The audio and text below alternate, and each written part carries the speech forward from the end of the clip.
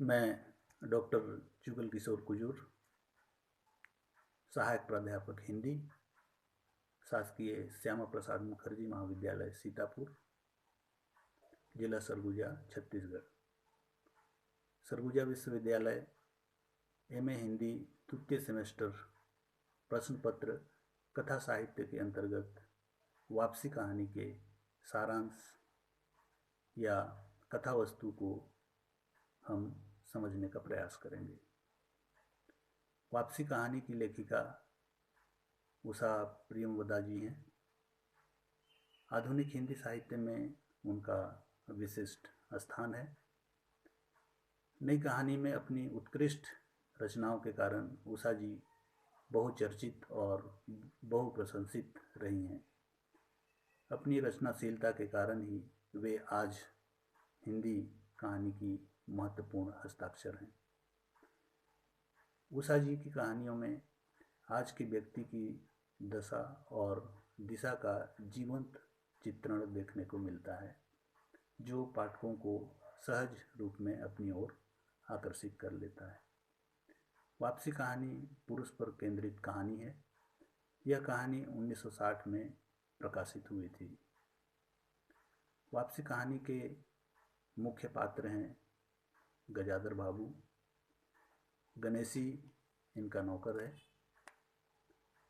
गजाधर बाबू की पत्नी है, अमर इनका बड़ा बेटा है जिनका विवाह हो चुका है अर्थात बहू भी हैं, कांति गजाधर बाबू की बेटी हैं, इनका भी विवाह हो चुका है, नरेंद्र छोटा बेटा है और बसंती उनकी बेटी हैं और घर का एक नौकर भी है। स्टेशन मास्टर की नौकरी से सेवानिवृत्त होने के बाद गजाधर बाबू बड़े उत्साह से अपने परिवार के साथ रहने की इच्छा लिए घर लौटते हैं। रेलवे का क्वार्टर में रहकर नौकरी करते हुए गजाधर बाबू को 35 सालों तक परिवार से दूर रहना पड़ा था, ताकि उनका परिवार शहर में सुख सुविधाओं के बीच रह सके। शहर में रहने से उन्हें किसी प्रकार की कमी का बोध ना होने पाए। नौकरी से सेवानिवृत्त होने के बाद उन्होंने सोचा कि अब जीवन के बचे दिन अपने परिजनों के साथ प्यार और आराम से बिताएंगे।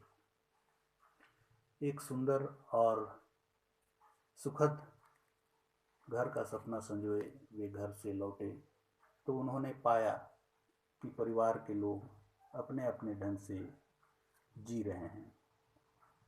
बेटा अमर घर का मालिक बना हुआ है, बेटी और बहू घर का कोई काम नहीं करती, और यदि उन्हें रसोई बनाने को कहा जाए तो वे जानबूझकर आवश्यकता से अधिक राशन खर्च कर देती हैं। इसलिए उनकी पत्नी ने घर और रसोई की सारी जिम्मेदारी अपने ऊपर ले ली है। घर के अन्य कामों के लिए नौकर रखा गया है जिसकी कोई आवश्यकता नहीं है।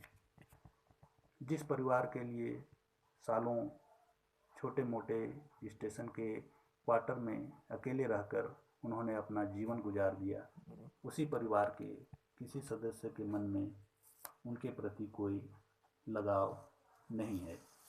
बच्चों के लिए वे केवल पैसा कमाने के साधन मात्र हैं। गजाधर बाबू की उपस्थिति व किसी कार्य में उनका हस्तक्षेप बेटे बहू को स्वीकार नहीं हो पाती है। उनके होने से उन्हें अपने मन से जीने की स्वतंत्रता नहीं मिल पाती है।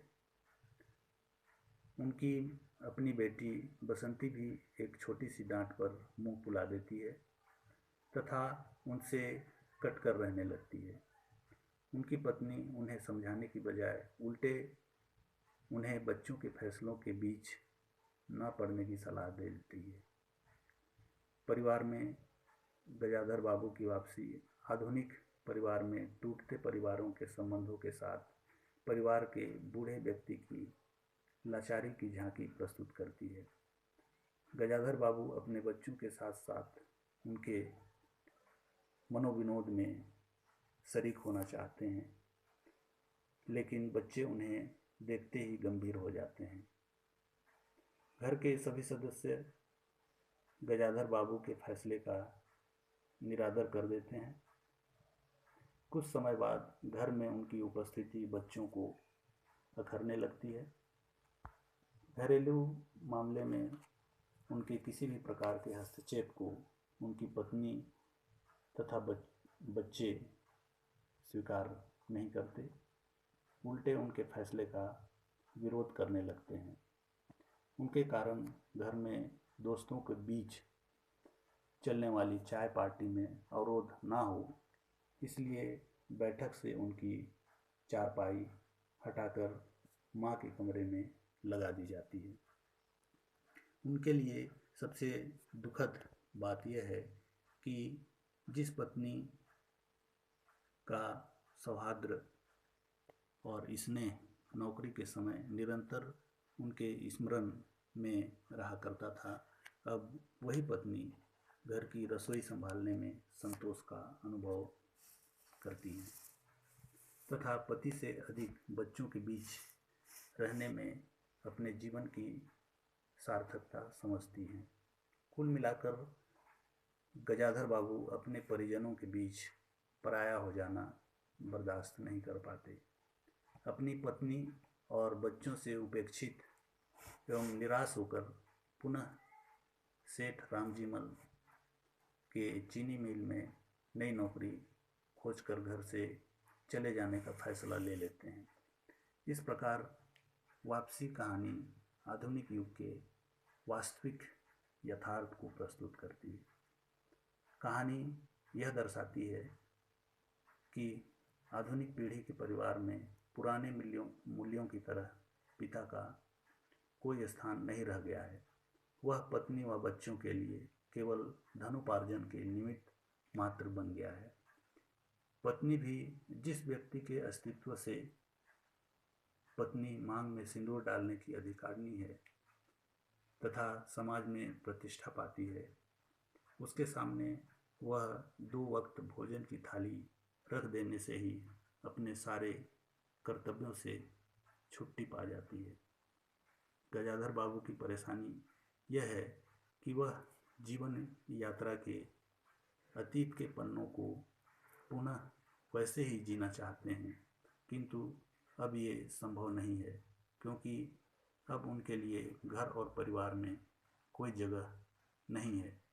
इस प्रकार यह कहानी वर्तमान युग में बिखरते हुए मध्यम वर्गीय परिवार की त्रासदी तथा मूल्यों के विघटन पर प्रकाश डालती है।